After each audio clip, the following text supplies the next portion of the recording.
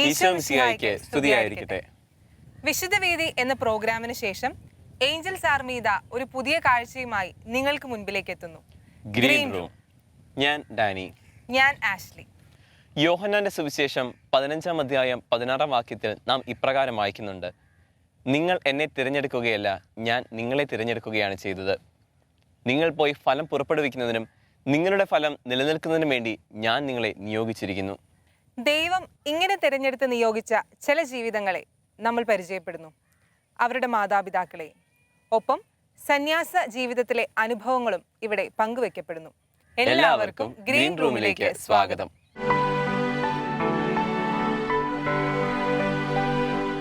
അപ്പോൾ ഇന്ന് നമ്മൾ ചെല്ലുന്നത് എറണാകുളം ചെമ്പുമുക്കിലുള്ള പ്രതീക്ഷാ ഭവനിലേക്കാണ്. Congregation of the sisters of charity of saint Capitanio and saint Gerosa എന്ന സന്യാസ സമൂഹത്തിലെ സിസ്റ്റേഴ്സാണ് ഇവിടെയുള്ളത്. നമുക്ക് പ്രതീക്ഷാ ഭവനിലേക്ക് പോകാം. അവിടെ ഒത്തിരി സിസ്റ്റേഴ്സ് നമ്മെ കാത്തിരിക്കുന്നുണ്ട്. ഒരു സിസ്റ്ററുടെ മാതാപിതാക്കളും നമ്മോടൊപ്പം വന്നു ചേരാമെന്ന് പറഞ്ഞിട്ടുണ്ട്. അപ്പോൾ പ്രതീക്ഷാ ഭവനിലെ സിസ്റ്റേഴ്സിനെ പരിചയപ്പെടാനും അവരുടെ ദൈവവിളി അനുഭവങ്ങളൊക്കെ കേൾക്കാനും ഒക്കെയായി നമുക്ക് പോകാം.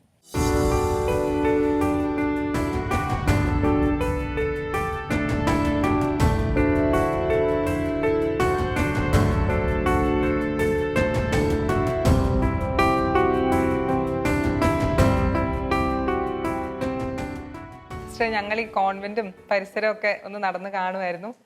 അപ്പം ഞങ്ങൾക്ക് ഇവിടെയൊക്കെ ഒന്ന് കണ്ട് ഇതിനെക്കുറിച്ചൊക്കെ ഒന്ന് അറിഞ്ഞാൽ കൊള്ളാമെന്നുണ്ട്. സിസ്റ്ററെ തന്നെ ആദ്യം പരിചയപ്പെടാം. സിസ്റ്ററുടെ പേരെന്ന് പറയാമോ? എൻ്റെ പേര് സിസ്റ്റർ റിമ. എൻ്റെ വീട്ടിൽ പപ്പ, അമ്മ, അനിയത്തി, അമ്മാമ്മയുണ്ട്. അനിയത്തി ഇപ്പം മാരീഡാണ്, അവൾക്കൊരു വാവയുണ്ട്. ഈ സഭയെ പറ്റിയും ഇതിൻ്റെ കാരിസും ഒക്കെ ഒന്ന് പറഞ്ഞുതരാമോ? ഈ സന്യാസ സമൂഹം എന്ന് പറയുന്നത് sisters of charity of saints Bartolomea and Vincenza എന്നാണ്. അപ്പോൾ എനിക്ക് ഈ സന്യാസ സമൂഹത്തിലേക്ക് ഏറ്റവും ആകർഷിക്കപ്പെട്ടത് അല്ലെങ്കിൽ എനിക്ക് ഇഷ്ടമായിട്ട് തോന്നിയതെന്ന് വെച്ചാൽ ഇവരുടെ കാരിസം തന്നെയാണ്. എന്ന് വെച്ച് കഴിഞ്ഞാൽ പിതാവായ ദൈവത്തിൻ്റെ കരുണാദ്ര സ്നേഹം മറ്റുള്ളവരിലേക്ക് എത്തിച്ചു കൊടുക്കുക, അതാണ് മെയിനായിട്ടുള്ള കാരിസം. അപ്പോൾ ഈ സന്യാസ സമൂഹം സ്ഥാപിച്ചത് തന്നെ നമ്മുടെ ഏജുള്ള ഒരു 25 years ആയിട്ടുള്ള ഒരു യങ് ഗേളാണ്. 1832 നവംബർ 21 ഈ സഭ സ്ഥാപിച്ചത്. ആ സമയത്ത് 1830s ഫ്രഞ്ച് റെവല്യൂഷൻ നടക്കുന്ന ടൈമായിരുന്നു. ആ സമയത്ത് റെവല്യൂഷനൊക്കെ ആകുമ്പോൾ നമുക്കറിയാമല്ലോ, എല്ലാവർക്കും പല സംഭവങ്ങളും ഉണ്ടാവും. എന്ന് വെച്ച് കഴിഞ്ഞാൽ കുറേ കുട്ടികൾ അനാഥരായി പോയി, പിന്നെ കുറേ പകർച്ചവ്യാധികൾ ഉണ്ടാവാൻ തുടങ്ങി, പിന്നെ കുറേ യങ് ഗേൾസിനും ബോയ്സിനും സുരക്ഷിതത്വം ഇല്ലാണ്ടായി. അപ്പോൾ ഇതൊക്കെ കണ്ടുകൊണ്ട് ഈ ബർത്തലോമിയ എന്ന് പറഞ്ഞ യങ് ഗേളിന് ഉള്ളിലിരിക്കാൻ പറ്റിയില്ല. ആ ദൈവത്തിൻ്റെ ആ സ്നേഹം, ഈശോൻ്റെ സ്നേഹം ഉള്ളിൽ ഉണ്ടായതുകൊണ്ട് she was burning with love. അപ്പോൾ ആ ഒരു ലവ് പുറത്തേക്ക് കാണിക്കാൻ വേണ്ടി ബർത്തലോമിയ ആ യങ് ഏജിൽ തന്നെ പുറത്തേക്ക് വന്നു. അങ്ങനെ അവൾക്ക് കഴിയുന്ന രീതിയിൽ മാക്സിമം അവരെ സഹായിച്ചു. അപ്പോൾ ആ സെയിം കാരിസമാണ് ഇപ്പോഴും നമ്മളുടെ കോൺഗ്രിഗേഷൻ കണ്ടിന്യൂ ചെയ്യുന്നത്. നമുക്ക് സ്കൂളുകളുണ്ട്, ഹോസ്പിറ്റലിൽ സേവനം ചെയ്യുന്ന സിസ്റ്റേഴ്സ് ഉണ്ട്. പിന്നെ ഇപ്പോഴത്തെ കാലത്തെന്ന് വെച്ചാൽ മാതാപിതാക്കൾ വളർത്തി വലുതാക്കി കഴിഞ്ഞ് കഴിയുമ്പോൾ പിന്നെ അവരൊരു മക്കൾ നല്ലൊരു ലെവലിൽ എത്തിക്കഴിഞ്ഞ് കഴിഞ്ഞാൽ പിന്നെ മാതാപിതാക്കൾ ഒരു ബേർഡൻ, ആ ഒരു കോൺസെപ്റ്റാണ് ഇപ്പോൾ ഉള്ള കുട്ടികൾക്കുള്ളത്. അപ്പം അങ്ങനെയുള്ള പേരൻസിനെ നമ്മൾ നോക്കുക, അവർക്കൊരു മകള് അല്ലെങ്കിൽ ഒരു പേരക്കുട്ടി ആവാൻ സാധിക്കുക എന്ന് വെച്ചാൽ അതൊരു വലിയ കാര്യമല്ലേ. അപ്പം അത് അതിനെ വളരെ അട്രാക്ട് ചെയ്ത ഒരു സംഭവമാണ് ഈ സന്യാസ സമൂഹത്തിൻ്റെ. പിന്നെയെന്ന് വെച്ചാൽ ഇപ്പോഴത്തെ കാലത്ത് കുറേ കുട്ടികൾ ഈ ലൗകികമായിട്ടുള്ള വേൾഡ്ലി പ്ലഷേഴ്സിൽ പെട്ടുപോയിട്ട് കുറേ തെറ്റായിട്ടുള്ള ബന്ധങ്ങളിലൊക്കെ പെട്ട് നമുക്ക് എല്ലാവർക്കും അറിയുന്ന അങ്ങനെ ജീവിതം തന്നെ വേണ്ടാന്ന് നോക്കുന്ന കുറേ യുവാക്കളുണ്ട്, എസ്പെഷ്യലി ഗേൾസ്. അപ്പോൾ അങ്ങനെയുള്ള ആ ഒരു ലൈഫിലേക്ക്, അങ്ങനെയുള്ള യങ് ഗേൾസിൻ്റെ ജീവിതത്തിലേക്ക് ഒരു സ്പാർക്കായിട്ട് പോവാന്ന് പറഞ്ഞാൽ അത് സംതിങ് ഗ്രേറ്റാണ്. അപ്പോൾ അങ്ങനെയുള്ള മക്കളെ സഹായിക്കുന്ന കുറേ സ്ഥാപനങ്ങളുണ്ട് നമുക്ക് തന്നെ. തെറ്റായ രീതിയിലുള്ള ബന്ധങ്ങൾ വഴി ഉണ്ടാകുന്ന കുട്ടികളുണ്ട്, അനാഥരായി പോകുന്ന മക്കൾ. അവർക്ക് അപ്പനും അമ്മയും ഇല്ലാണ്ടാവുന്ന ആ ഒരവസ്ഥയിൽ നമുക്ക് ഒരു അമ്മയാകാനായിട്ട് ഗർഭം ധരിക്കണം എന്നില്ല. Just A will is enough. നമുക്കൊരു മനസ്സുണ്ടായാൽ മതി ഒരു അമ്മയാവാനുള്ള. അപ്പോൾ അങ്ങനെയുള്ള ആ അമ്മയുടെ സ്നേഹവും വാത്സല്യവും ഒക്കെ കൊടുത്ത് ആ അനാഥരായിട്ടുള്ള മക്കളെ വളർത്താനുള്ള ഒരു ആഗ്രഹമൊക്കെ എൻ്റെ മനസ്സിലുണ്ടായിരുന്നു. അപ്പോൾ അതൊക്കെ ഈ സന്യാസ സമൂഹം ചെയ്യുന്നുണ്ട്. എല്ലാവരെയും ഒരു കൊടക്കീഴിലാക്കുക എന്ന് പറയില്ലേ. സ്കൂളുകൾ തന്നെയാണെങ്കിലും, അതായത് ഡെയിലി വേജസ് കൊണ്ട് ജീവിക്കുന്ന പേരൻസില്ലേ, അവരുടെ മക്കളെ പഠിപ്പിക്കാനായിട്ട് അവർക്ക് വേറെ നിവർത്തിയില്ല. അപ്പോൾ അങ്ങനെയുള്ള കുട്ടികളെ നമ്മൾ വളർത്തിക്കൊണ്ടുവരാനായിട്ട് നമ്മളുടെ സ്കൂളുകളിൽ മാക്സിമം ട്രൈ ചെയ്യുന്നുണ്ട്. മൾട്ടിപ്പിൾ കാരിസംസ് ഉള്ള ഒരു കോൺഗ്രിഗേഷനിലേക്ക് ഇടാൻ നമ്മൾ വന്നേക്കുന്നത്. പിന്നെ സിസ്റ്ററുടെ ഒരു ദൈവവിളിയെ കുറിച്ചൊന്ന് പറയാമോ? ചെറുപ്പം തൊട്ട് ഇങ്ങനെ ആഗ്രഹം ഉണ്ടായിരുന്നോ സിസ്റ്റർ ആവണം? അങ്ങനെ എനിക്ക് ചെറുപ്പത്തിലേ തുടങ്ങിയിട്ടുള്ള ആഗ്രഹം സിസ്റ്റർ ആവണമെന്ന്. പക്ഷെ ഞാനത് വീട്ടിൽ പറയുമ്പോഴേക്കും പപ്പയും അമ്മയും അത്ര കാര്യമാക്കാറില്ല. കാരണം എല്ലാ കസിൻസും ഇങ്ങനെ ജസ്റ്റ് ഗേൾസ് എല്ലാവരും പറയുമായിരുന്നു, ഓൾമോസ്റ്റ് എല്ലാവരും സിസ്റ്റർ ആവും വലുതാവുമ്പോൾ. പക്ഷേ അവരൊക്കെ ഒരു 10th ഒക്കെ ആയപ്പോഴേക്കും അവരുടെ ആഗ്രഹങ്ങളെല്ലാം പോയി. അപ്പം അങ്ങനെ സെയിം ഇതിൽ തന്നെ ആയിരിക്കും ഞാനെന്നും പപ്പയും അമ്മയും വിചാരിച്ച്. പിന്നെ ഞാൻ ഒരു 8th ഒരു അങ്കിൾ എൻ്റെ അടുത്ത് ചോദിച്ചു, പപ്പയമ്മ ഇത്രയും സ്നേഹിച്ച് ഇത്രയും വളർത്തി വലുതാക്കിയിട്ട് നീ അവരെ നോക്കേണ്ട ടൈം ആകുമ്പോൾ നീ പോവാണോന്ന്. അത് എൻ്റെ മനസ്സിലേക്ക് ഒരു പ്രിക്ക് ചെയ്യുന്ന പോലെയായിരുന്നു. അയ്യോ, ഞാനപ്പോൾ പപ്പേനെ ഇട്ടിട്ട് പോകണമല്ലോ. അപ്പം ഞാൻ രാത്രി വിചാരിച്ചെന്നാൽ ശരി, ഞാൻ പോവണ്ട, എല്ലാവർക്കും എന്തായാലും ഇഷ്ടമല്ല, പിന്നെ എൻ്റെ ഒരു ഇഷ്ടം വെച്ച് മാത്രം ഞാൻ പോകുന്നതിന്. എന്നാൽ ഞാൻ വേണ്ടെന്ന് വിചാരിച്ച് ഞാൻ കിടക്കുക. എൻ്റെ അനിയത്തി എൻ്റെ തൊട്ടടുത്ത് കിടക്കുന്നുണ്ട്. അത് ഞാനങ്ങനെ തീരുമാനിച്ച് കിടന്നതും എനിക്കൊരു അസ്വസ്ഥതയായിരുന്നു ഉള്ളിൽ. എനിക്ക് എന്തോ പറയാൻ പറ്റാത്ത സങ്കടം, എന്തോ ഫുൾ കരച്ചിൽ തന്നെ. അത് കഴിഞ്ഞപ്പോൾ അന്ന് എനിക്ക് മനസ്സിലായി ശരിക്കും എൻ്റെ വലിയ അതല്ല. കാരണം ഞാൻ അത് ഡിസൈഡ് ചെയ്തപ്പോഴേക്കും, എൻ്റെ ഡിസിഷൻ മാറ്റിയപ്പോഴേക്കും എനിക്ക് ഉള്ളിലുണ്ടായ ആ സമാധാനക്കേട് അന്ന് പറഞ്ഞറിയിക്കാൻ പറ്റാത്ത ഒരു സംഭവം. അങ്ങനെ ഞാൻ ഡിസൈഡ് ചെയ്ത് ഓക്കെ ഞാൻ സിസ്റ്റർ ആവാൻ പോവാന്ന്. അങ്ങനെ ഞാൻ 10th കഴിഞ്ഞ് ക്യാമ്പിന് വന്നു. ക്യാമ്പിന് വന്നു കഴിഞ്ഞ് പിന്നെ എനിക്ക് 10th നല്ല മാർക്ക് ഉണ്ടായിരുന്നുകൊണ്ട് 2 കോളേജിൽ നിന്ന് അഡ്മിഷൻ കിട്ടിയായിരുന്നു, സെൻറ്റ് റിസസ് എന്നും സെയിൻറ്റ് ആൻ്റണീസ് എന്നും. സെയിൻറ്റ് ആൻ്റണീസ് എന്ന് പറയുന്നത് കുറച്ച് സൈലൻറ്റ് ടൈപ്പ് സ്കൂളാണ്, അവർ കൂടുതൽ കോൺസെൻട്രേറ്റ് ചെയ്യുന്ന പഠനത്തിൽ. സെൻറ്റ് റിസസ് എന്ന് പറയുമ്പോൾ നമുക്കറിയാലോ അടിപൊളി ഇതാണ്, പിന്നെ എല്ലാത്തിലും തെറുപ്പിലാണെങ്കിലും പഠനത്തിലാണെങ്കിലും എല്ലാത്തിലും അവർ മുമ്പിലാണ്. അപ്പോൾ എല്ലാ കസിൻസും എല്ലാവരും എൻ്റെ പപ്പയുടെ അമ്മയുടെ അടുത്തും പറഞ്ഞു അവിടെ വിട്ടാൽ മതി. അപ്പോൾ ഞാൻ വിചാരിച്ചു ഓക്കെ ഇവരെന്നെ അങ്ങോട്ട് വിടാൻ പോകണമല്ലോ, എന്തായാലും എൻ്റെ ആഗ്രഹം പോയില്ലെന്ന് എനിക്കറിയായിരുന്നു. പക്ഷേ ചിലരിങ്ങനെ പറയും അതൊക്കെ വെറുതെ പറയുക, ഇപ്പോൾ പോയിട്ടുണ്ടെങ്കിൽ അപ്പോൾ ആരാ നിൽക്കാൻ പോകുന്നത്, കുറച്ച് ദിവസം കഴിയുമ്പോൾ തിരിച്ചു വരുന്നു. അപ്പോൾ എനിക്ക് പേടിയായി, അയ്യോ എനിക്ക് പോയിട്ട് തിരിച്ചു വരേണ്ടി വരുമോ. അപ്പോൾ ഞാൻ ഇങ്ങനെ പ്രാർത്ഥിക്കാൻ തുടങ്ങി, യേശു എന്നെ വിളിക്കണേ, വിളിച്ചിട്ടില്ലെങ്കിൽ ഞാൻ പോയിട്ട് തിരിച്ചു വരണ്ടേ. അപ്പോൾ ഞാൻ പുറത്തിരുന്ന് പ്രാർത്ഥിച്ചാൽ എല്ലാവരും കാണില്ലേ. അപ്പോൾ ഞാൻ വിചാരിക്കും എന്നാൽ കുളിക്കുന്ന സമയത്താണെങ്കിൽ ആരും കാണില്ലല്ലോ. അപ്പോൾ ഞാൻ ബാത്റൂമിലൊക്കെ കയറി നിന്നിട്ട് കരുണക്കൊന്തില്ല, ആ സമയത്ത് വേറെ പ്രയാസമൊന്നും അറിയില്ല, ഞാൻ ഇങ്ങനെ കരുണക്കൊന്തില്ലായിരുന്നു കുളിക്കുന്ന സമയത്ത്. അപ്പോൾ എൻ്റെ അമ്മ വിചാരിക്കും ഇതെന്താ ഇത്ര നേരമായിട്ട് കുളി കഴിയാറായില്ലേ. അപ്പോൾ ഞാൻ ഇതിൻ്റെ ഉള്ളിൽ നിന്ന് പ്രാർത്ഥിക്കണേ, എന്നെ വിളിക്കണേ. അപ്പോൾ ആ ഒരു പേടി ഉണ്ടായിരുന്നു, ഇനി വിളിച്ചില്ലെങ്കിൽ തിരിച്ചു വരേണ്ടി വരില്ലേ. പക്ഷേ ഈശോ എന്നെ വിളിക്കുന്നുണ്ടെന്ന് എനിക്കറിയാം, എന്നാലും ഞാൻ പ്രാർത്ഥിക്കുമായിരുന്നു. അങ്ങനെ സെൻറ്റ് റിസസിൽ പോയി. സെൻറ്റ് റിസസിൽ പോയപ്പോഴും എനിക്ക് അത്ര വലിയ മാറ്റമൊന്നും ഉണ്ടായില്ല. ഞാൻ പപ്പേനോടും അമ്മേനോടും പറഞ്ഞ് +2 കഴിഞ്ഞപ്പോഴും അപ്പോൾ എനിക്ക് മെഡിക്കൽ ഫീൽഡിനോട് താല്പര്യം ഉണ്ടായിരുന്നു, ഒരു ഡോക്ടർ ആവണം, കാർഡിയോളജിസ്റ്റ് ആവണം എന്നൊക്കെ. അപ്പോൾ അമ്മ പറഞ്ഞെങ്കിൽ നമുക്ക് എൻട്രൻസ് കോച്ചിങ്ങിന് ചേരാം. അപ്പോൾ എൻട്രൻസ് കോച്ചിങ്ങിന് ചേർന്ന് കഴിഞ്ഞ് എൻട്രൻസ് എഴുതി ഇപ്പോൾ കിട്ടിയാലും 5 വർഷം കഴിഞ്ഞ് സിസ്റ്റർ ആയി കഴിഞ്ഞിട്ടല്ലേ പഠിക്കാൻ പറ്റുള്ളൂ. ഞങ്ങളിങ്ങനെ ഒരു കോച്ചിങ് സെൻറ്ററിലേക്ക് വിളിച്ചു ചോദിച്ച് എനിക്കിങ്ങനെ ആഗ്രഹമുണ്ട്, അപ്പോൾ സിസ്റ്റർ ആവാൻ പറ്റുമോ കോച്ചിങ് കഴിഞ്ഞ് എൻട്രൻസ് കിട്ടിയിട്ടുണ്ടെങ്കിൽ. അപ്പോൾ ആ സാറ് പറഞ്ഞു നമുക്കിനി 5 വർഷം കഴിഞ്ഞ് ഈ സംഭവമൊക്കെ എൻട്രൻസ് ഒക്കെ ഉണ്ടാവുമെന്ന് തന്നെ അറിയില്ല. അപ്പോൾ ഞാൻ എൻ്റെ ആഗ്രഹം മാറ്റി, വേണ്ട എനിക്ക് ഡോക്ടർ ആവണ്ട, എനിക്ക് സിസ്റ്റർ ആയാൽ മതി. ഞാൻ അമ്മേനോടും പപ്പേനോടും പറഞ്ഞ് ഞാൻ സിസ്റ്റർ ആവാൻ പോകണേ, എനിക്ക് കോച്ചിങ്ങും വേണ്ട ഒന്നും വേണ്ട. അങ്ങനെ ഞാൻ +2 കഴിഞ്ഞ് സിസ്റ്റർ ആവാൻ വേണ്ടി വന്നു. അത് ഭയങ്കര ഒരു ഇമോഷണലായിട്ടുള്ള ഒരു ഇതായിരുന്നു. കാരണം എൻ്റെ വീട്ടിലാണെങ്കിൽ ആർക്കും ഇഷ്ടമല്ല, അമ്മയുടെ ബാക്ക്ഗ്രൗണ്ടിൽ ആരും സിസ്റ്റേഴ്സില്ല, പപ്പയുടെ ചേച്ചി സിസ്റ്ററാണ്. അപ്പോൾ പപ്പക്ക് കുറച്ചും കൂടി കാര്യങ്ങൾ അറിയാം, എന്നാലും ഭയങ്കര സങ്കടമായിരുന്നു പോകുമ്പോൾ. അപ്പോൾ ഞങ്ങൾ ആക്ച്വലി ആരെയും വിളിച്ചിട്ടൊന്നുമില്ല വീട്ടിലേക്ക് ഞാൻ പോവുകയെന്നും പറഞ്ഞു. പക്ഷെ ഇങ്ങനെ ജസ്റ്റ് പറഞ്ഞായിരുന്നു ഇത്ര ദിവസം ഇത്രാം തീയതി പോവുക സിസ്റ്റർ ആവാനെന്ന്. പക്ഷെ അന്ന് രാത്രി എൻ്റെ വീട്ടിൽ നോക്കുമ്പോൾ എല്ലാ കസിൻസും ഇങ്ങനെ വന്നേക്കാം. അപ്പോൾ ഞങ്ങൾ എല്ലാവരും ഒരു റൂമിലിരിക്കുമ്പോൾ ബാക്കിയുള്ള അങ്കിൾമാരൊക്കെ പറഞ്ഞു നീ പോയിട്ട് അവിടെ എന്തെങ്കിലും ബുദ്ധിമുട്ടുണ്ടെങ്കിൽ ജസ്റ്റ് ഒന്ന് വിളിച്ചാൽ മതി, ഞങ്ങൾ അപ്പം തന്നെ വന്ന് കൊണ്ടുവരും. അപ്പോൾ ആരും എന്നെ സപ്പോർട്ട് ചെയ്യുന്നുണ്ടായില്ല. അപ്പോൾ ഒരു അങ്കിൾ മാത്രം ജസ്റ്റ് ഇങ്ങനെ പറഞ്ഞു അങ്ങനെ എന്തെങ്കിലും ബുദ്ധിമുട്ടുണ്ടെങ്കിൽ എന്നെ വിളിച്ചാൽ മതി, ഞാൻ അവിടെ തന്നെ നിർത്താനുള്ള സെറ്റപ്പ് ആക്കിക്കോളാം. അപ്പോൾ എനിക്കൊരു സമാധാനം, ഒരാളെങ്കിലും ഉണ്ടല്ലോ സപ്പോർട്ട് ചെയ്യാൻ. അങ്ങനെ സിസ്റ്റർ വന്നിട്ട് തലേ ദിവസം ഞങ്ങൾ വികാരി അച്ഛനെ കാണാൻ പോയി. അപ്പോൾ മാർട്ടിൻ എന്ന് പറഞ്ഞൊരു അച്ഛനായിരുന്നു ആ സമയത്ത് വികാരി. അച്ഛൻ ഭയങ്കര സപ്പോർട്ടീവായിരുന്നു. അപ്പോൾ എൻ്റെ അമ്മ കരയാൻ തുടങ്ങി, സിസ്റ്റർ ആവാൻ പോവാ, എത്ര പറഞ്ഞിട്ടും കേൾക്കുന്നില്ല, ഇതെന്ന് പറയും. അപ്പോൾ പപ്പ ഇതേപോലെ തന്നെ, പപ്പക്കും താല്പര്യമില്ലല്ലോ. അപ്പോൾ അച്ഛൻ പറഞ്ഞു സിസ്റ്റർ ആവാനാണ് ആഗ്രഹമെങ്കിൽ പോയിട്ട് ഇഷ്ടമല്ലെങ്കിൽ പറ്റുന്നില്ലെങ്കിൽ തിരിച്ചു വരട്ടെ, അത് പോയി കഴിഞ്ഞ് സിസ്റ്റർ ആവണമെന്നൊന്നുമില്ലല്ലോ. അപ്പോൾ എൻ്റെ അമ്മക്ക് കുറച്ച് സമാധാനം, പപ്പക്കും കുറച്ച് സമാധാനം. അപ്പോൾ ഞാൻ പിറ്റേ ദിവസം അന്ന് രാത്രി ഫുൾ കരച്ചിലും, ഉറങ്ങാൻ പറ്റുന്നില്ല അമ്മേനൊക്കെ നോക്കുമ്പോഴേക്കും. അങ്ങനെ പിറ്റേ ദിവസം രാവിലെ വേറെ ആരെയും നോക്കാതെ ഞാൻ വണ്ടി കയറി അങ്ങനെ പോയി. അങ്ങനെ കുറേ സങ്കടം ഉണ്ടായിരുന്നു ആ സമയത്ത്. പക്ഷേ ഈശോ എനിക്ക് അതിനുള്ള അനുഗ്രഹം തന്നു ആ സമയത്ത്. അല്ലെങ്കിൽ പപ്പേനെ അമ്മേനെയൊക്കെ വിട്ട് എങ്ങനെ പോരാൻ സാധിച്ചു എന്ന് എനിക്ക് ഇപ്പോഴും നോക്കിയാൽ ഒരു വണ്ടറാണ്. അതേപോലെ നോവിഷീറ്റിന് മുമ്പാണെങ്കിലും എനിക്കൊരു പ്രശ്നം ഉണ്ടായിരുന്നു. എന്ന് വെച്ചാൽ കാലിലൊരു ചെറിയൊരു കുരു പോലെ വന്നത് ഞങ്ങൾ പൊട്ടിച്ചത് സെപ്റ്റിസീമിയ പോലെ ആയതാണ്. അപ്പോൾ ഛർദിലായിരുന്നു, കണ്ടിന്യൂസ് ആയിട്ട് ഛർദി. അപ്പോൾ എല്ലാവരും വിചാരിച്ച് സിസ്റ്റർ ആവാൻ പോകുന്ന ആ സമയത്തായിരുന്നു. അപ്പോൾ ആ ടെൻഷൻ കാരണമായിരിക്കും ഛർദിക്കുന്നതെന്ന് വിചാരിച്ച് അത് കെയർ ചെയ്തില്ല. അപ്പോൾ ഞാൻ വിചാരിക്കണം, അയ്യോ എനിക്ക് എന്തെങ്കിലും അസുഖമാണ് ഇങ്ങനെ പറഞ്ഞു വിടില്ലേ, സിസ്റ്റർ ആക്കില്ലല്ലോ എന്തെങ്കിലും അസുഖമുള്ളവരെ. അങ്ങനെ ഹോസ്പിറ്റലിലൊക്കെ അഡ്മിറ്റായി. അങ്ങനെ പപ്പ അന്ന് രാത്രി എന്നിട്ട് അവിടെ നിന്ന് കാലിക്കറ്റിൽ നിന്ന് അന്ന് നൈറ്റ് തന്നെ എറണാകുളം ഹോസ്പിറ്റലിലേക്ക് ഷിഫ്റ്റ് ചെയ്ത്. അങ്ങനെ ഷിഫ്റ്റ് ചെയ്യുന്നതെന്ന് കേട്ടപ്പോൾ എനിക്ക് പിന്നെയും ടെൻഷൻ, അയ്യോ എന്നെ ഇനി വീട്ടിലേക്ക് കൊണ്ടുപോയിട്ടുണ്ടെങ്കിൽ ഇനി അവരെന്നെ വിടൂല ഉറപ്പായിട്ടും. അപ്പോൾ ഇങ്ങനെ വന്നപ്പോൾ പപ്പനോട് പറഞ്ഞു, പപ്പ എനിക്ക് സിസ്റ്റർ ആവണം. അപ്പോൾ പറഞ്ഞു, നിന്നെ എന്തായാലും സിസ്റ്റർ ആക്കും, തിരിച്ച് കൊണ്ടുവരാം, വാ ഞങ്ങളുടെ കൂടെ. അങ്ങനെ ഞാൻ പോയി അവരുടെ കൂടെ. അങ്ങനെ ഒരു സിസ്റ്റർ ആയി അവസാനം. പക്ഷെ ഇപ്പം ഞാൻ എൻ്റെ വീട്ടുകാരാണെങ്കിലും പപ്പയും അമ്മയാണെങ്കിലും ഭയങ്കര സന്തോഷമാണ്. എല്ലാവരും സന്തോഷമാണ്, ഞാനും സന്തോഷം, എനിക്കും സന്തോഷം. ഇത്രയും സ്ട്രോങ് ദൈവവിളി ബാക്ക്ഗ്രൗണ്ടിൽ നിന്ന് വന്ന ആളാന്ന് പറയത്തില്ല കേട്ടോ. അത് ഞങ്ങൾക്ക് ഞെട്ടലായി. നിങ്ങൾ ഏതായാലും കറക്റ്റ് ദിവസം വന്നു. ഇന്നിപ്പോൾ ഞങ്ങളുടെ ഇവിടെ കോൺവെൻറ്റിൽ ഒരു സിസ്റ്ററിൻ്റെ പേരൻസും കൂടി ഉണ്ട്.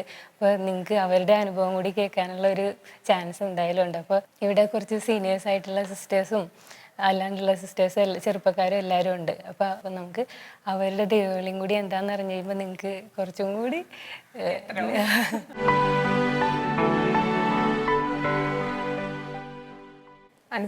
സിസ്റ്ററിനെയും വീട്ടിലുള്ളവരെയൊക്കെ ഞങ്ങൾക്കൊന്ന് വിശദമായിട്ട് പരിചയപ്പെടണം എന്നുണ്ട്. ഒന്ന് പരിചയപ്പെടുത്തി തരാമോ? എൻ്റെ പേര് സിസ്റ്റർ അനു. ഞാൻ സിസ്റ്റേഴ്സ് ഓഫ് ചാരിറ്റി സന്യാസിനി സമൂഹത്തിലെ അംഗമാണ്. ഇപ്പോൾ ഞാൻ 6 വർഷമായിട്ട് ഈ സഭയിലാണ്. ഇപ്പോൾ ഞാൻ house of providence old age home കച്ചേരിപ്പടിയിൽ സേവനം ചെയ്യുന്നു. ഒപ്പം ഈ മെഡിക്കൽ എൻട്രൻസായ നീറ്റിന് തയ്യാറെടുത്തുകൂടി മുന്നോട്ട് പോകുന്നു. ഇതെൻ്റെ അമ്മ ആനി മാർട്ടിൻ. അമ്മ വീട്ടമ്മയാണ് കേട്ടോ. എൻ്റെ അപ്പച്ചൻ മാർട്ടിൻ നേവൽ ബേസിൽ മെക്കാനിക്കായിട്ട് വർക്ക് ചെയ്യുന്നു. ഇതെൻ്റെ ഏക അനുജൻ ആൻസൺ മാർട്ടിൻ ബജാജ് ഫിനാൻസിൽ ഇപ്പോൾ തൽക്കാലത്തേക്ക് വർക്ക് ചെയ്യാണ്. സിസ്റ്ററെ, ചെറുപ്പം മുതലേ ഇങ്ങനെ ഒരു സന്യാസിനി ആവണമെന്ന് സിസ്റ്റർ ആഗ്രഹിച്ചിരുന്നോ? ഞാൻ പഠിച്ചത് കനോഷ്യൻ സിസ്റ്റേഴ്സിൻ്റെ സ്കൂളിലാണ്, ആ ലേഡി ഓഫ് ഹോപ്പ് വൈപ്പൻ സ്കൂളിലാണ്. അപ്പോൾ അവരുടെ സമീപനവും അവരുടെ ഫോർമേഷനും ജീവിത രീതികളൊക്കെ കണ്ടു വളർന്നത് കൊണ്ടും ഒരു പ്രചോദനമായിട്ടുണ്ട്. കൂടുതലൊരു ആഗ്രഹം എന്ന നിലയിൽ വരുന്നത് 6ാം ക്ലാസ്സിൽ വെച്ചിട്ടാണ്. എൻ്റെ മതാധ്യാപിക ഞങ്ങളുടെ സിസ്റ്റർ തന്നെയായ സിസ്റ്റർ വത്സ നെല്ലിക്കുന്നേലായിരുന്നു. അപ്പം സിസ്റ്ററിൻ്റെ ഒരു കൂട്ടും സംസാരവും അതൊക്കെ എന്നെ ഒത്തിരി ആകർഷിച്ചു. അപ്പം സിസ്റ്റർ ഒരു ദിവസം ഇങ്ങനെ ചോദിച്ചു, എന്നെ പോലെ സിസ്റ്റർ ആകാൻ ആഗ്രഹമുണ്ടോ എന്ന് ചോദിച്ചപ്പോൾ 1-2 പേര് ഇങ്ങനെ കൈവക്കിയ കൂട്ടത്തിൽ ഞാനുണ്ടായിരുന്നു. ആ സൗഹൃദം പിന്നെ ഒരു ആഗ്രഹമായിട്ട് മാറുകയായിരുന്നു. പിന്നെ എപ്പോഴാണ് ഒരു ഇതൊന്ന് ഉറപ്പിച്ചത്? +1 +2 സമയത്തൊക്കെയാണോ കോൺവെന്റിൽ പോകണം എന്നുള്ളൊരു തീരുമാനം എടുത്തത്? എപ്പോഴായിരുന്നു? 10ാം ക്ലാസ് കഴിഞ്ഞിട്ട് പോകാനായിട്ട് ഞാൻ തീരുമാനമെടുത്ത് വീട്ടിലൊക്കെ പറഞ്ഞു. അപ്പോൾ എൻ്റെ മാതാപിതാക്കൾക്ക് ഒട്ടും താല്പര്യമില്ലായിരുന്നു. ഒരു സപ്പോർട്ട്, പ്രത്യേകിച്ച് എൻ്റെ അമ്മ. അപ്പൊ അത് സിസ്റ്റർ നല്ലോണം പഠിക്കുമായിരുന്നല്ലേ? ഫുൾ എപ്ലസ് ഒക്കെ ആയിരുന്നല്ലേ 10th-ലൊക്കെ? അപ്പോൾ 10ാം ക്ലാസ് കഴിഞ്ഞിട്ട് ഞാൻ പിന്നെ തീരുമാനിച്ചു പോകാമെന്ന്. ക്യാമ്പിന് പോയി. പക്ഷേ SSLC റിസൾട്ട് വന്നപ്പോൾ ഫുൾ A+ ആണ്. അപ്പോൾ പിന്നെയും ഒരു ചോദ്യചിഹ്നമായി. ഒരു ഫുൾ A+ ഹോൾഡറെ എങ്ങനെയാണ് മഠത്തിൽ വിടുക? പിന്നെ എൻ്റെ അമ്മയ്ക്ക് ഒട്ടും ഉൾക്കൊള്ളാൻ പറ്റുന്നുണ്ടായിരുന്നില്ല. അപ്പോൾ 2 വർഷം നിന്നോ, അതിനുശേഷം പൊയ്ക്കോ എന്ന് പറഞ്ഞത് കൊണ്ട് മാത്രം ഞാൻ തിരിച്ചു പോന്ന വീട്ടിൽ നിന്നു.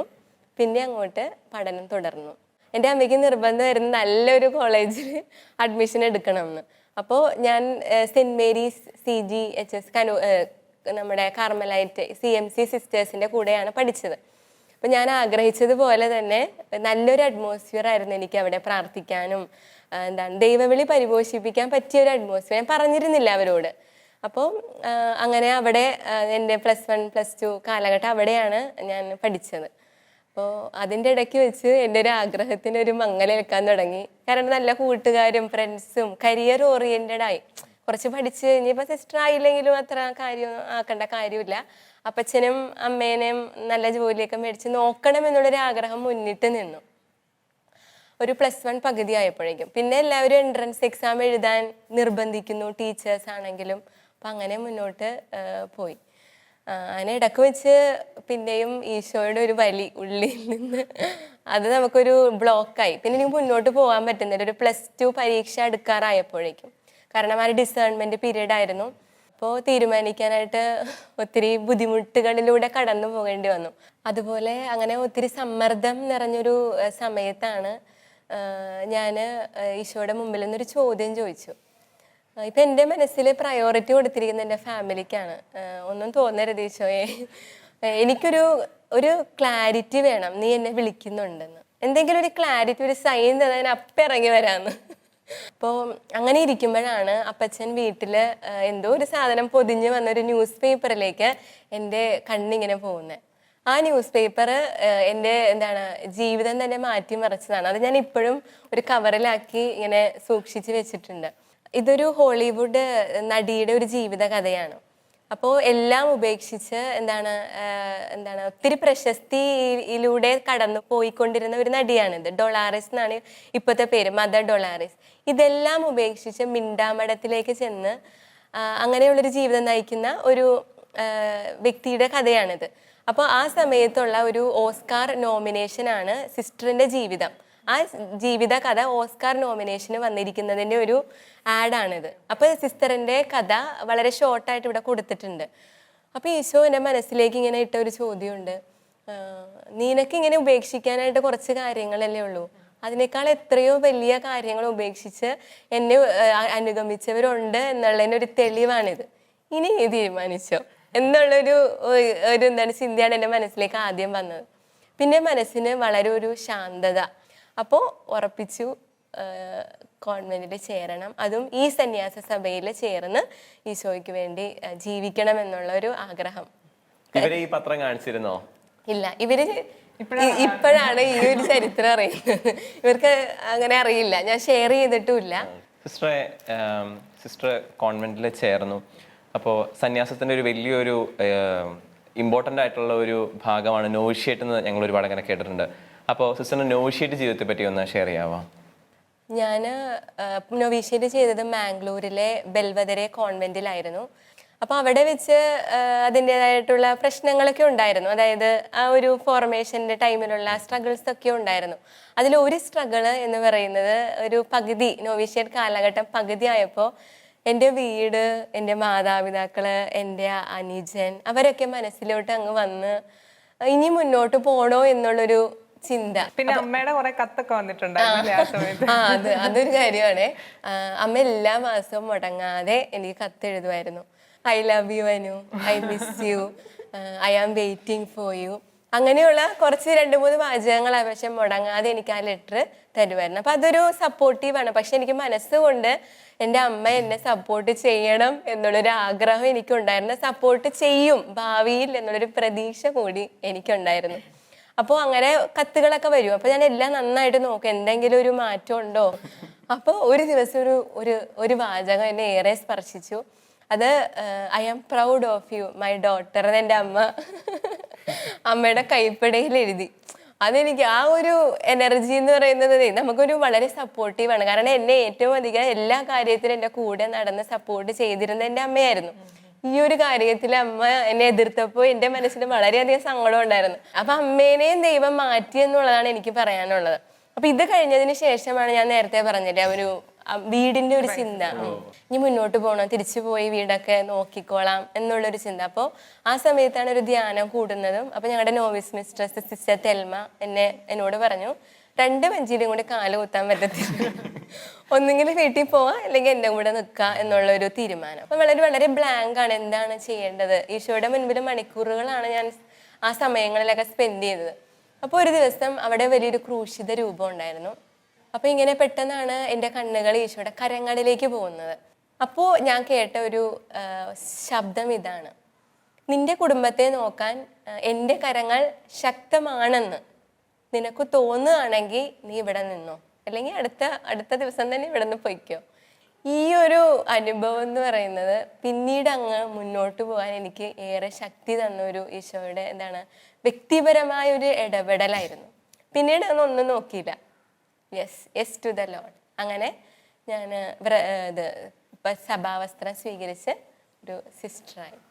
അപ്പച്ച സിസ്റ്റർ ഇച്ചിരി മുമ്പ് ഷെയർ ചെയ്യേണ്ടായി, അപ്പച്ചനായിരുന്നു കൂട്ടത്തിലുള്ളവരെ സപ്പോർട്ട് ചെയ്യാൻ ആദ്യം മുന്നിട്ടിറങ്ങിയതെന്ന് പറഞ്ഞത്. അതായത് ഇങ്ങനെ സപ്പോർട്ട് ചെയ്യാനായിട്ട് അപ്പച്ചനെ എന്താ തോന്നിപ്പിച്ചത്? അതെനിക്ക് ഇങ്ങനെ മനസ്സിൽ തോന്നി, എൻ്റെ മോള് ദൈവവിലക്ക് വേണ്ടി പോകണല്ലേ, അപ്പോൾ മനസ്സിൽ ദൈവത്തിൻ്റെ ഒരു അനുഗ്രഹം കൊണ്ട് വിലക്ക് വേണ്ടി പോകണില്ല എന്നൊരു മനസ്സിന് തോന്നി. അങ്ങനെ ഞാനത് സപ്പോർട്ട് ചെയ്യുന്നത്. റിലേറ്റീവ്സ് ഒക്കെ എന്നാ ആ പറഞ്ഞു? റിലേഷൻഷിപ്പ് ഇങ്ങനെ കുറേ കൂട്ടുകാരന്മാരൊക്കെ ഇങ്ങനെ പറഞ്ഞു, ചേട്ടാ നീ ഇത് പണിയാണ് ചെയ്യണത്, എനിക്ക് വലിയ സാമ്പത്തിക ബുദ്ധിമുട്ടുണ്ടാക്കാണ് പോണത്. അല്ല അപ്പം ഞാൻ പറഞ്ഞ അതൊന്നുമല്ല, എല്ലാം ദൈവത്തിൻ്റെ ഇതുകൊണ്ടാണ്. സിസ്റ്റർ നന്നായിട്ട് പഠിക്കൂ എന്നൊക്കെ പറഞ്ഞിരുന്നല്ലോ. അപ്പോൾ ഈ പഠിപ്പുള്ള കൊച്ചിനെ, അതായത് ഇത്രയും നന്നായിട്ട് പഠിക്കുന്ന ഒരു കൊച്ചിനെ ഇങ്ങനെ വിടുന്നതിനോട് അവർ എതിർപ്പുണ്ടായിരുന്നു? പറഞ്ഞു ഇത് എനിക്ക് ഇത്രയും വല്ല കൊച്ചു ജോലിക്കാരത്തെയൊക്കെ ജോലിയൊക്കെ വിടാൻ പാടില്ലേ, പഠിച്ചു കഴിഞ്ഞാൽ നിങ്ങൾക്കൊക്കെ നോക്കാനൊക്കെ ഒരു മോളുണ്ടല്ലോ എന്നൊക്കെ പറഞ്ഞു. അപ്പം ഞാനത് പറഞ്ഞേ അതില്ല, നമുക്ക് ഈശോയിലെ വലുത്. ആദ്യം അപ്പച്ചൻ സപ്പോർട്ട് ചെയ്യുമ്പോഴും അമ്മച്ചിക്ക് അത്രയ്ക്ക് അങ്ങോട്ട് ഉൾക്കൊള്ളാൻ സാധിക്കുന്നില്ലായിരുന്നല്ലോ. അപ്പോൾ അപ്പച്ചൻ എന്ത് പറഞ്ഞ അമ്മച്ചീനെ സമാധാനിപ്പിച്ചത്? അതിൻ്റെ മനസ്സിലിങ്ങനെ വന്ന് ഞാൻ പറഞ്ഞു, അമ്മച്ചിക്കും ഇങ്ങനെ വിഷമമുണ്ട്, വേറെ ആരുമില്ലല്ലോ വീട്ടിൽ മോളായിട്ട്. അപ്പം ഞാൻ പറഞ്ഞു അതൊക്കെ ദൈവത്തിൻ്റെ കയ്യിലാണ്, വന്നൊക്കെ ദൈവം നോക്കിക്കോളും. അമ്മച്ചി അത് പറഞ്ഞപ്പോൾ അതായത് തടസ്സപ്പെടുത്താനൊക്കെ സാധാരണ ഉണ്ടായില്ല, അങ്ങനെ ഉണ്ടായില്ല. വിഷമം പറഞ്ഞ് അങ്ങനെയൊന്നും പറഞ്ഞൊന്നുമില്ല. പിന്നെ ഓരോ കാര്യം ഇങ്ങനെ മുന്നോട്ട് പോകുമ്പോൾ അത് വിഷമം മാറിക്കൊണ്ടിരിക്കും, കയറി വരുമ്പോൾ. അതെ, ഇപ്പൊ പക്ഷെ at the end of the day നോക്കുമ്പോ നമുക്ക് സന്തോഷം തന്നെയല്ലേ അപ്പച്ച? കാരണം നമ്മുടെ കുടുംബത്തിന് വേണ്ടി പ്രാർത്ഥിക്കാൻ ഒരാള്, ഒരു കമ്മ്യൂണിറ്റി, അങ്ങനെയല്ലേ തോന്നുന്നേ? പിന്നെ അതുപോലെ ഞങ്ങൾ വയസ്സുകാലത്ത് ഞങ്ങൾ നോക്കാൻ ഒരാളായി. അതെ, കുറെ പേരായി. നിങ്ങളുടെ പ്രാർത്ഥനാ ജീവിതത്തിൽ വന്ന മാറ്റം എന്തൊക്കെയാ അപ്പച്ച? ഞങ്ങൾക്ക് കുറേ അനുഗ്രഹങ്ങളുണ്ടായി. ഒരു വീടിനായിട്ട് ഞങ്ങളെ കുറേ സ്വപ്നങ്ങളുണ്ടായി, അത് ഞങ്ങൾക്ക് ശരിയായി. അപ്പച്ചൻ പള്ളിയിൽ പോകുന്നതൊക്കെ ഇപ്പൊ സ്ഥിരം? ഇപ്പൊ സ്ഥിരം ഞങ്ങൾ രണ്ടുപേരും പോകും. സിസ്റ്റർ കഴിഞ്ഞിട്ടല്ലേ? 6 മണിക്കത്തെ കുർബാന പോകും. നേരത്തെ ഞായറാഴ്ച മാത്രം പോകുമായിരുന്നു. ഇപ്പൊ രണ്ടുപേരും 6 മണിക്കത്തെ കുർബാനക്ക് രണ്ടുപേരും വെളിപ്പിന് പോകും. അപ്പച്ച സിസ്റ്റർ ഇച്ചിരി മുമ്പ് ഒരു പേപ്പർ കട്ടിങ് കാണിച്ചല്ലോ. അപ്പൊ സിസ്റ്റർ പറഞ്ഞത് അപ്പച്ചൻ കൊണ്ടുവന്ന പേപ്പർ കട്ടിങ് ആന്നാ. ഇപ്പൊ അപ്പച്ചൻ എന്ത് തോന്നുന്നു? ഞാനിപ്പോഴാണ് കാണുന്നത്. ഞാൻ ശരി കൊണ്ടുവന്നത്, പക്ഷെ ദൈവത്തിന്റെ ഒരു പദ്ധതിയാണ് അതൊക്കെ. അമ്മച്ചി, ഇതുപോലെ മക്കളെ ഈ ഒരു സമർപ്പിത ജീവിതത്തിലേക്ക് വിടാനായിട്ട് ഒരുപാട് വിഷമിക്കുന്ന ഒരുപാട് മാതാപിതാക്കളുണ്ട്, പ്രത്യേകിച്ച് അമ്മമാര്. അവരോടായിട്ട് അമ്മയ്ക്ക് എന്താ പറയാനുള്ളത്? എനിക്ക് ഒരു കാര്യം പറയാനുള്ള, ഒരു മക്കളെ കന്യാസ്ത്രീയാണ് വിടാൻ വിഷമമൊക്കെ ഉണ്ടാവും, പക്ഷെ നമുക്ക് പിന്നലത്തേക്കാണ് വിഷമമൊക്കെ മാറിക്കോളും. പിന്നെ എനിക്ക് അതിന് 3 വർഷം ശേഷമാണ് ഉണ്ടായിരുന്നത്, അതിൻ്റെ ഒരു വിഷമമായിരുന്നു വിടാൻ. ഇപ്പം എനിക്ക് വിഷമമൊന്നുമില്ല. I am proud of my daughter. വീണ്ടും പ്രൗഡ് ഓഫ് മൈ ഡോട്ടർ. അമ്മച്ചി പറഞ്ഞൊരു കാര്യം പ്രത്യേകം ശ്രദ്ധിക്കണം. അതായത് അമ്മച്ചിയുടെ ആ വിഷമം മാറിയതിന് ഒറ്റ കാരണം ഇപ്പൊ സന്തോഷമായിട്ടായിരിക്കുന്നേ അല്ലേ? മാതാപിതാക്കള് മക്കളുടെ സന്തോഷമാണ് എപ്പോഴും. അപ്പൊ സിസ്റ്ററുടെ ദൈവവിളി തിരിച്ചറിഞ്ഞ് എത്തേണ്ട സ്ഥലത്ത് എത്തിയപ്പം ഇപ്പൊ സന്തോഷമായിട്ടായിരിക്കുന്നേ.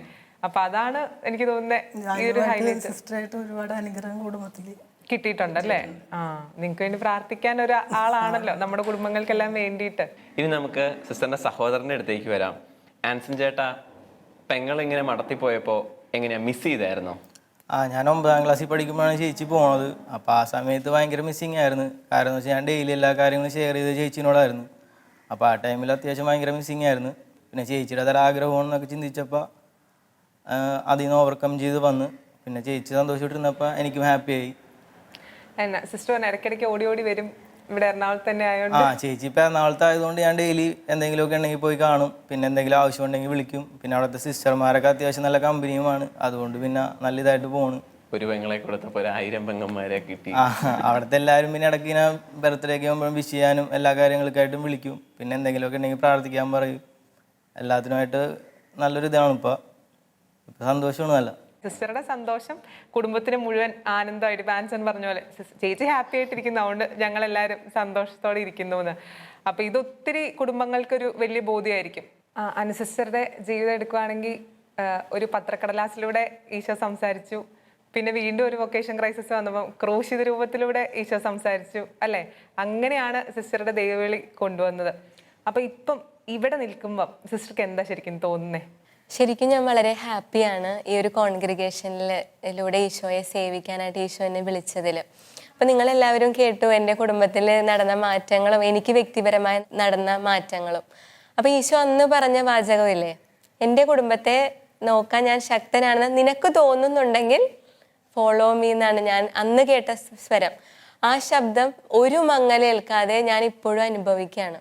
ഒരു 80ഓളം വരുന്ന അപ്പച്ചമാരും അമ്മച്ചിമാരും അടങ്ങുന്ന വലിയൊരു സ്നേഹത്തിന്റെ കുടുംബമാണ് ഞങ്ങളുടേത്.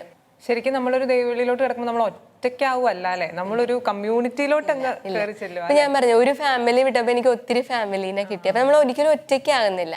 ഉപേക്ഷിച്ചതെല്ലാം ഇരട്ടിയായിട്ട് ഈശോ തരുന്ന ഒരു അനുഭവമാണ് ഈ 6 വർഷത്തെ സന്യാസ ജീവിതത്തിലൂടെ എനിക്ക് പറയാനുള്ളത്. ഇപ്പോൾ സിസ്റ്ററിൻ്റെയും ഒക്കെ ഷെയറിങ്ങിൽ നിന്ന് എനിക്കും എൻ്റെ ഉള്ളിൽ സത്യം പറഞ്ഞാൽ നല്ലൊരു സന്തോഷം തോന്നുന്നുണ്ട്. പ്രത്യേകിച്ച് പപ്പയായാലും അമ്മയായാലും പ്രത്യേകിച്ച് സഹോദരനായാലും അവരൊക്കെ ഒരുപാട് ഹാപ്പിയാണ്. ഭയങ്കരമായിട്ട് സന്തോഷമായി സിസ്റ്ററായിട്ട് സ്പെൻഡ് ചെയ്ത സമയം ഭയങ്കര വാല്യുബിൾ ആയിരുന്നു. Thanks a lot. Thank you. Thank you.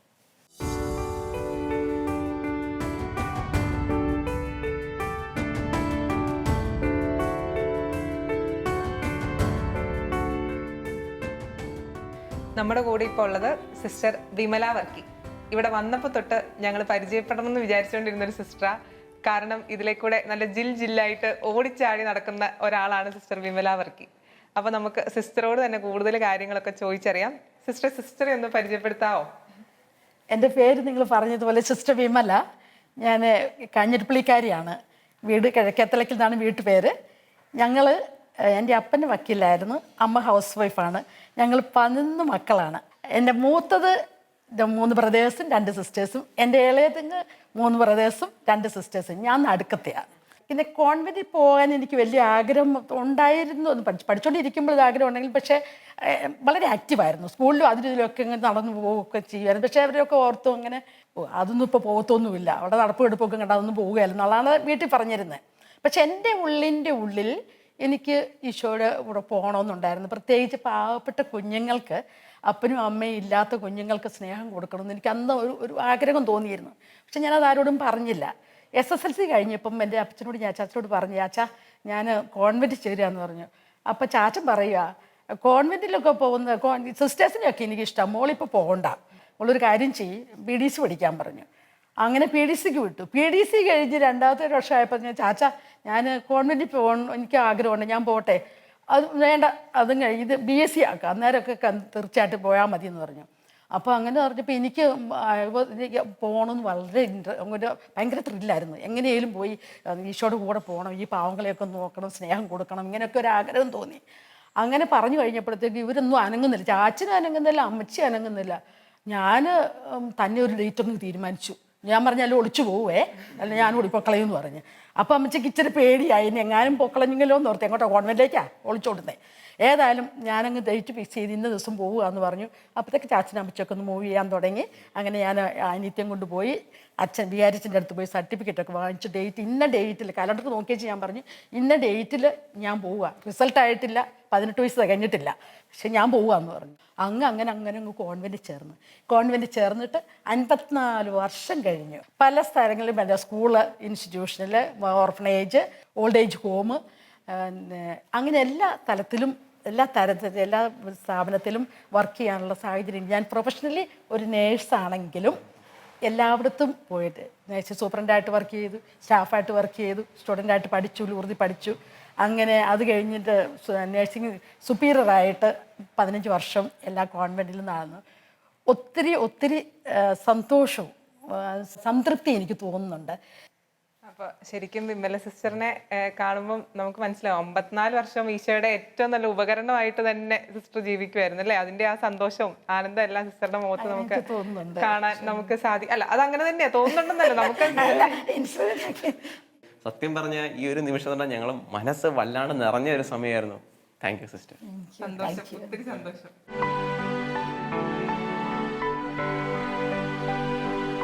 സിയന്നയിലെ വിശുദ്ധ കാതറിൻ ഈശോയുടെ മണവാട്ടിയാകാനുള്ള തൻ്റെ ആഗ്രഹം പിതാവിനോട് പറഞ്ഞപ്പോൾ അദ്ദേഹം പറഞ്ഞ വാക്കുകൾ തികച്ചും ചിന്താവിഷയത്തിന് അർഹമാണ്. എത്ര വലിയ ആലോചനയാണ് അവൾ വഴി നമ്മുടെ കുടുംബത്തിലേക്ക് വന്നത് എന്നാണ് ആ അപ്പൻ പറഞ്ഞിരിക്കുന്നത്. ദൈവവിളി അനുഭവം വീട്ടിൽ പറയുന്ന എല്ലാ മക്കളോടുമുള്ള മാതാപിതാക്കളുടെ മനോഭാവം ഇത് തന്നെ ആയിരിക്കട്ടെ എന്ന് നമുക്ക് പ്രാർത്ഥിക്കാം. ഈ കോൺഗ്രിഗേഷനിലെ എല്ലാ സിസ്റ്റേഴ്സിന് വേണ്ടിയും അവരുടെ മാതാപിതാക്കൾക്ക് വേണ്ടിയും നമുക്ക് പ്രാർത്ഥിക്കാം. ഈശോ നമ്മെ അനുഗ്രഹിക്കട്ടെ.